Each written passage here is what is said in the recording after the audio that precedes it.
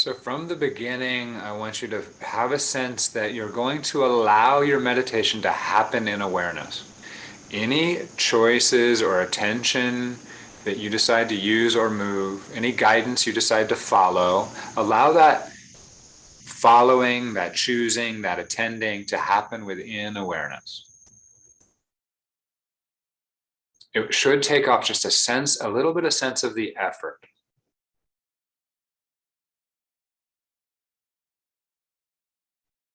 The chooser, the doer, the meditator, the feeler, the thinker, they're all in awareness. Awareness is bigger and more fundamental than any of them.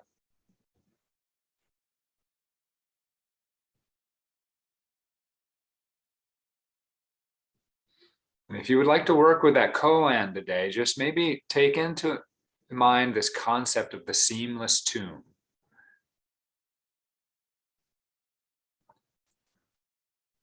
Koans are not supposed to be thought about. They're not cognitive, right? They're more something that's supposed to just land somewhere beyond your consciousness and shift your view.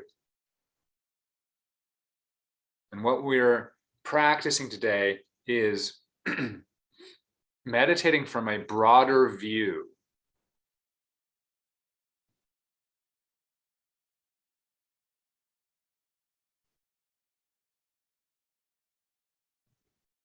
Allowing everything in our meditation to happen within a seamless tomb, that is undifferentiated from everything else.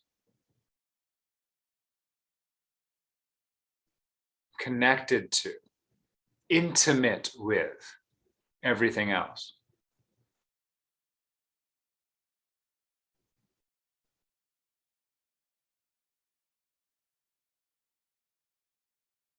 And so you can start focusing in on the breath in and out.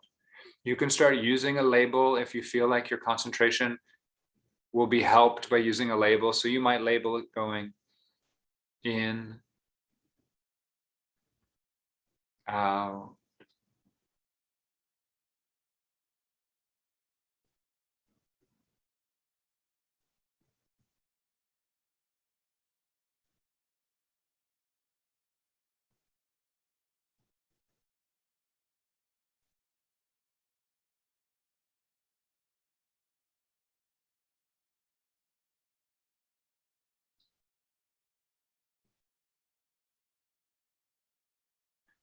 If you already have some access to the peacefulness of awareness, then you just keep working in that way.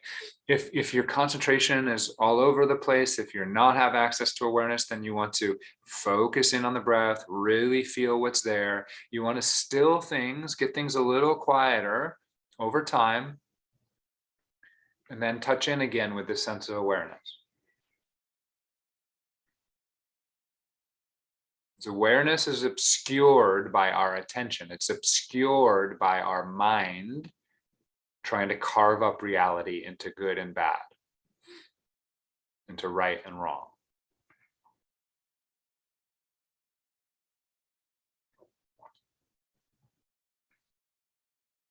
Once we have access to awareness, we don't actually need to get rid of any thoughts. We don't need to get rid of any judgments, because those all just happen in awareness as well, undifferentiated from anything else. But at first, those judgments and mind get in the way of us accessing awareness. So it's a working from both ends kind of practice. You try to quiet your judgments in mind by focusing in on something and seeing it and accepting it. And then you try tuning into the whole thing from awareness. Noticing that the breath is happening inside of the whole body, that the whole body is happening inside of the whole room, that the whole room is happening inside of the whole space of awareness.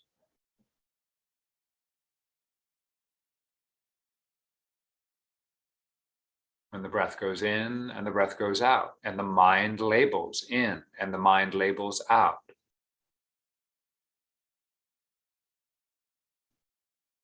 The feelings of the breath,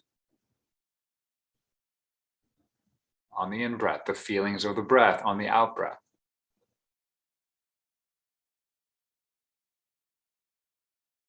Is seamless with everything else happening in the body, is seamless with everything else happening in experience.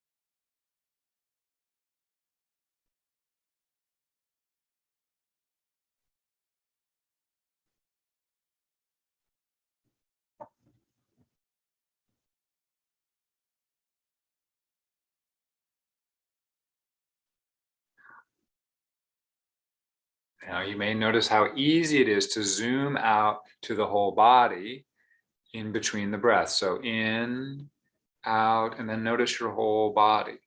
If you've already tuned into awareness, you can see the whole body's always been there the whole time. It doesn't require any effort to feel the whole body.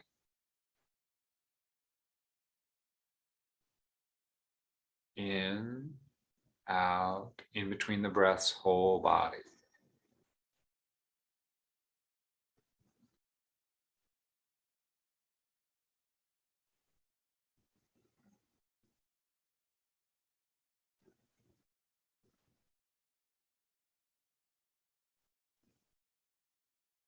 When we start practicing this experience of the whole body as the whole unpartitioned body.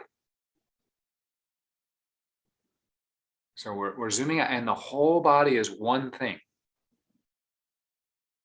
We breathe in and we breathe out. We're noticing the breath as opposed to every other part of the body. But then as we zoom out the whole body, we're noticing the whole body as one thing.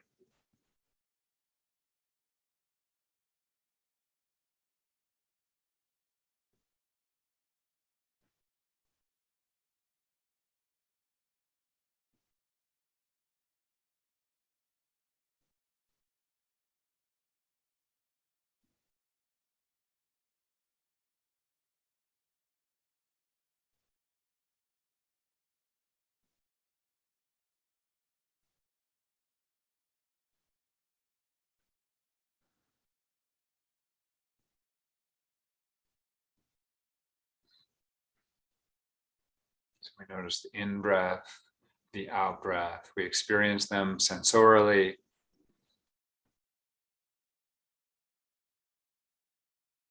And then we notice the whole body. If you're finding your attention keeps narrowing down or picking out different parts, I want you to notice that the attention is also happening in awareness. So if you feel sort of calm and concentrated enough, you can start to just allow attention to move within the body, but become aware of how the attention is moving. If you start to notice that you're aware of attention itself, well, then you're getting closer and closer to tuning into awareness.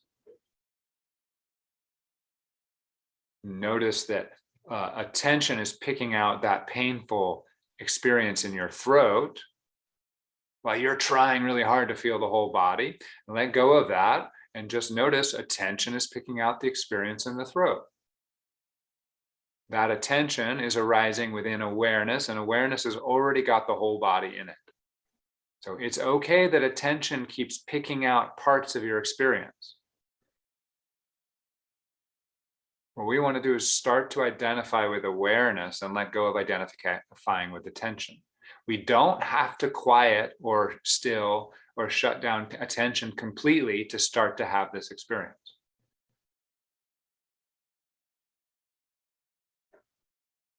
in fact, at some point, the attempt to control our attention will get in the way.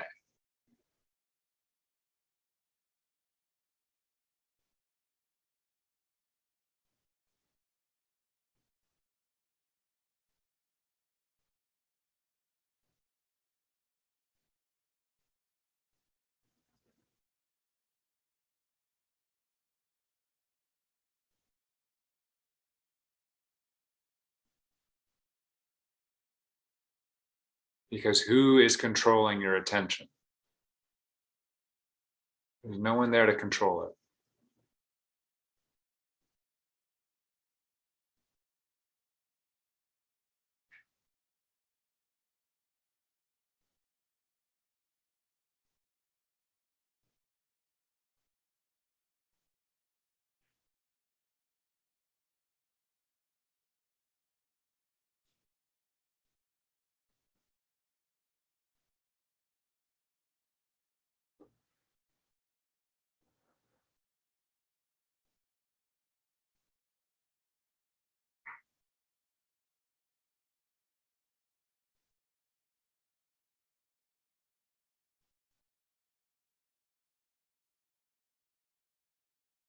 So the in-breath, there are sensations associated with the in-breath, coolness and pressure and vibration that arises in awareness. Awareness contains everything, including the in-breath. The out-breath, the same thing, arises and disappears in awareness.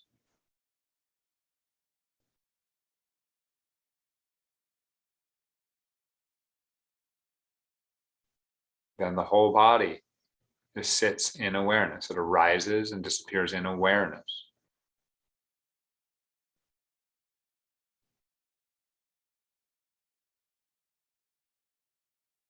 The whole body, the breath, is a seamless tomb.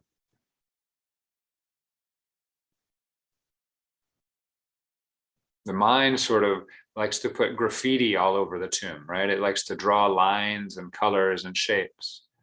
But the tomb itself is seamless. It doesn't have any parts. It doesn't have any real lines. It's only the mind imposing that on it.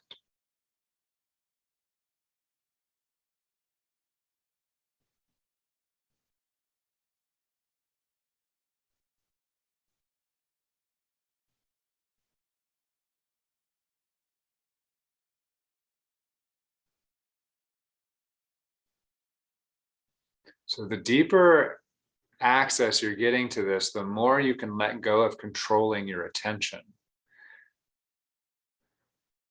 And this takes some wisdom.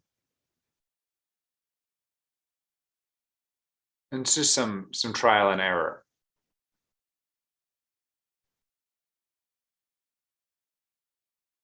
At first, we are so identified with our attention that we must learn to control it to give us a chance to disidentify with it. But as we start to loosen that identification, we want to take the opportunity to stop controlling it, because that will tell us, oh, that's not me. Attention is moving around without me. So I must be something else.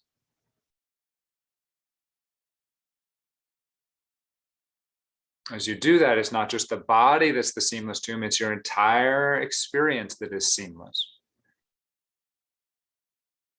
Internal and external, no difference between in and out, no difference between front and back, no difference between seeing and feeling, no difference between hearing,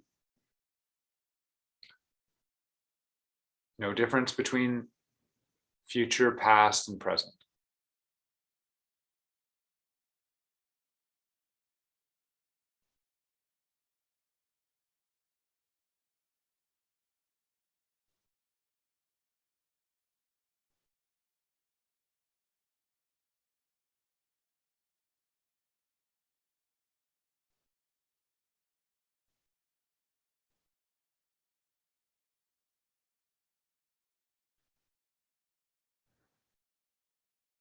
Start to let go of your control of attention and let it flow in and through awareness.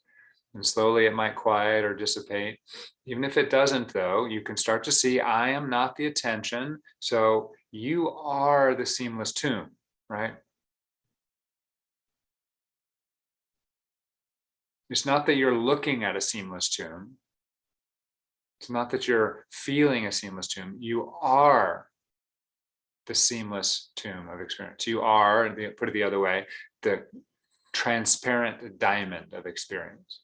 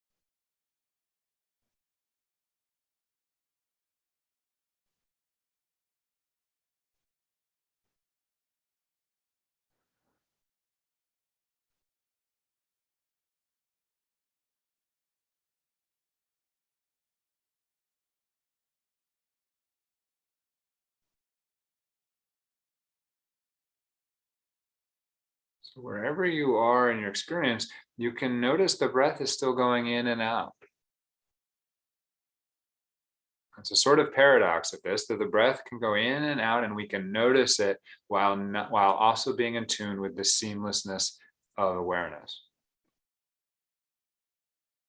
So if we're sort of lost, we can come back and use our mindfulness to come back to the breath. But if we're starting to fall back into awareness, we can notice that the mind can operate within awareness. We just don't have to identify with it.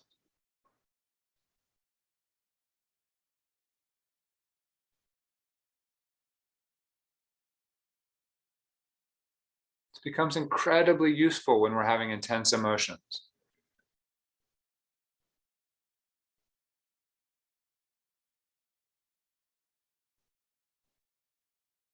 Because the emotions can then flow through awareness and we can see that they are not alone. When we're feeling a strong emotion, we feel separate. When we're angry, we feel separate from the thing we're angry at. When we're sad, we feel separate from the thing we've lost. When we're afraid, we feel separate from safety. When we can feel those emotions in the context of awareness, from awareness, the sense of safety is present. The sense of connection is present, and it helps to heal the emotional pattern.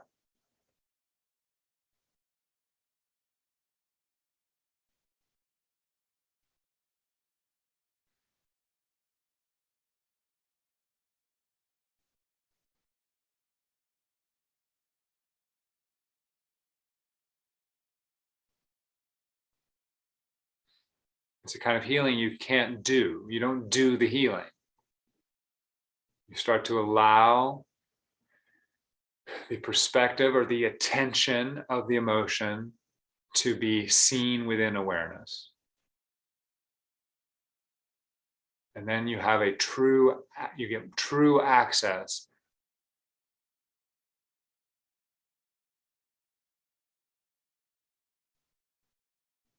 to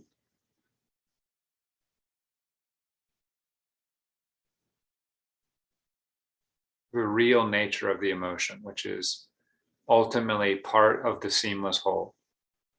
It's connected and intimate. It is not bad. It's not worse than the other things.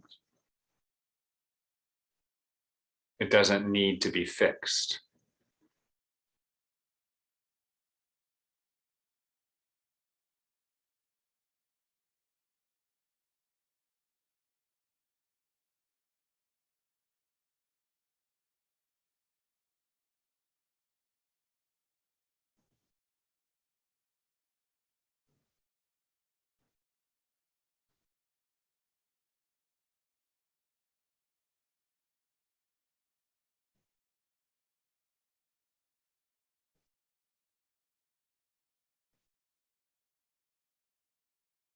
Another meditation we'll do in mindfulness is drop it meditation, where we just drop whatever's arising immediately without holding on to it.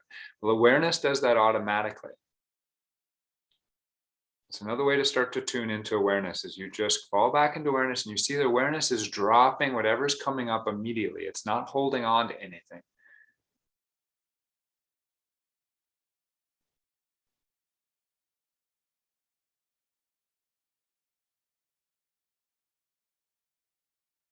If you need to, return to the in-breath and the out-breath.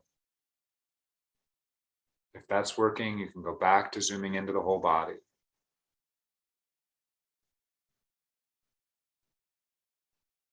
And then if you see an opening, let go of controlling your attention and falling into awareness a little bit.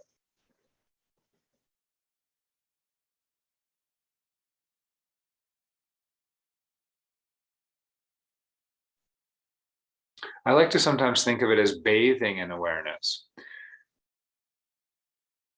When we first are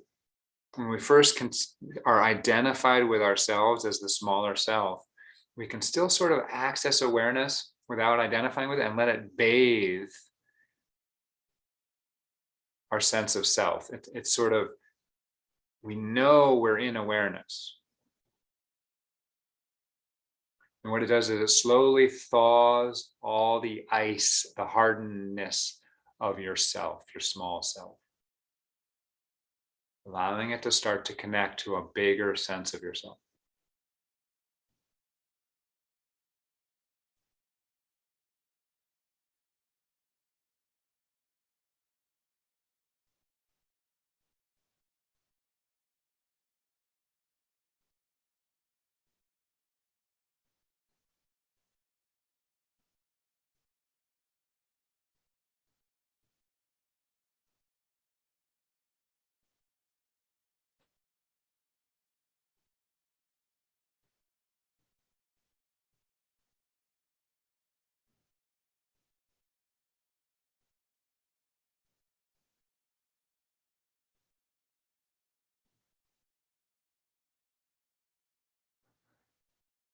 For those of you who are there and you sort of have this dropping it experience of awareness, you can start to just tune to awareness itself. And sort of the final stage in this type of practice is just, you're so letting go of the particulars of experience that you're just, and you're so quickly dropping all the particulars of experience that all that's left to really attend to, quote unquote, is awareness itself. Now, awareness itself does not have any sensory qualities, so you won't be attending to it in that way. In some sense, you're attending to the lack of sensory qualities. You're just attending to the space. It's as if you were to look at the space in the room.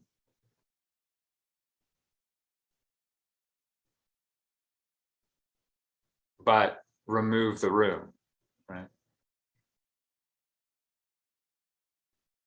You attend to the space that's around you, and you remove any shapes or boundaries which give it structure. We start to attend to awareness. We are dropping. Dropping just means not holding on to any sensory experience, and starting to just sit with awareness itself.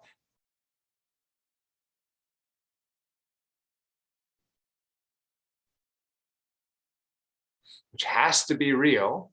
It's the most real thing there is, but it doesn't have any sensory qualities.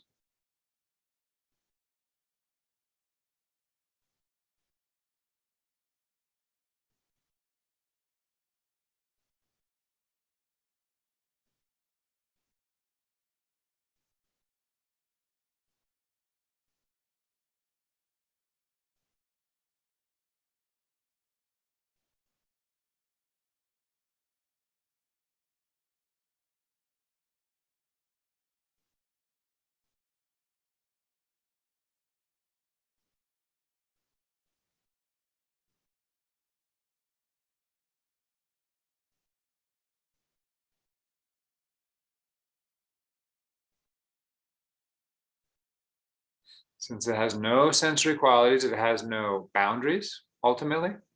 It has no location, center location.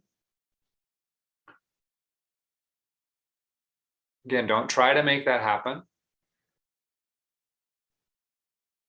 But realize if you're still encountering boundaries or you're feeling a sense of location, those are sensory experiences which we can start to drop.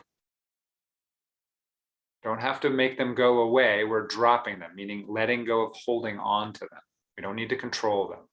We become conscious to them.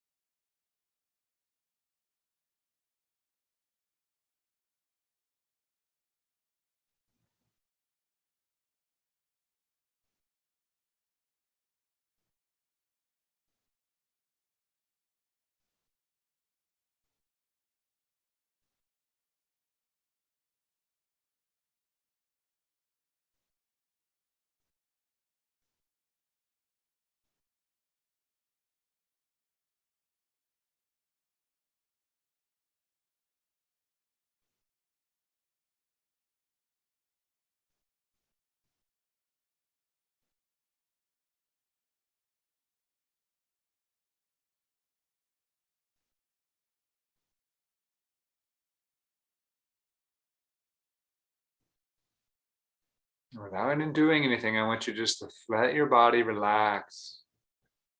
If you've been making any effort, just let whatever can relax, relax.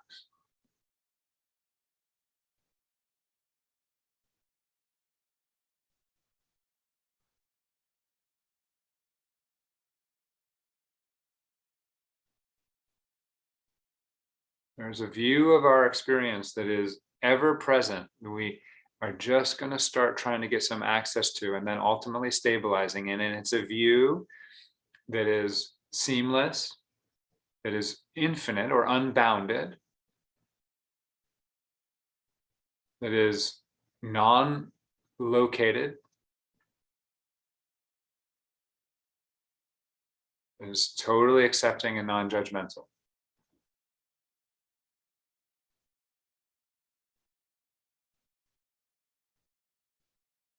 But where we are right now, wherever we are, I want us to start to relax into where we are. That is, accept where you are. Acceptance is still the key. Acceptance is a practice of awareness, ultimately.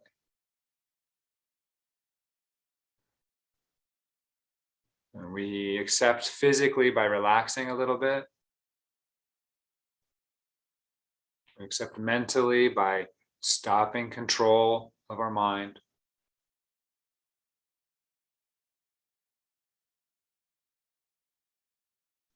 We let ourselves have the emotions we're having, the desires, the beliefs. And we just relax into the present.